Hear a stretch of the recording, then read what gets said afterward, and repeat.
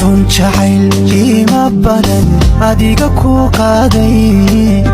weli ma dhacday qof aad weyneynayso isla markaana qiimeynayso jacayl aad tusayso agtaada inuu ku weyn yahayna aad dareensiinayso balse intaas oo dhan wax macna agtiisa aysan ugu fadhiyin dareenka dareen la mida isagoo ka hadlaya fanaankii weynaa ee Khalid Kaamil wuxuu yiri inkastoo jacayl qiimo badan adiga aan ku qaaday inkastoo qadarin aan ku hayo qaayi xiiso mar haddaan wax kastoo qabtaba qaali aysan ku muuqan soo qudhayda inaan kala haro go'aan kuma gaarin kolba haddaan kugu daalayo oo jacayl iyo farxad wax kasto oo ku qabtaba ku muuqanaynin inaan naftayda dib markaas ula xisaabtamo oo dareenkayga dib ula noqdo suma wanaagsana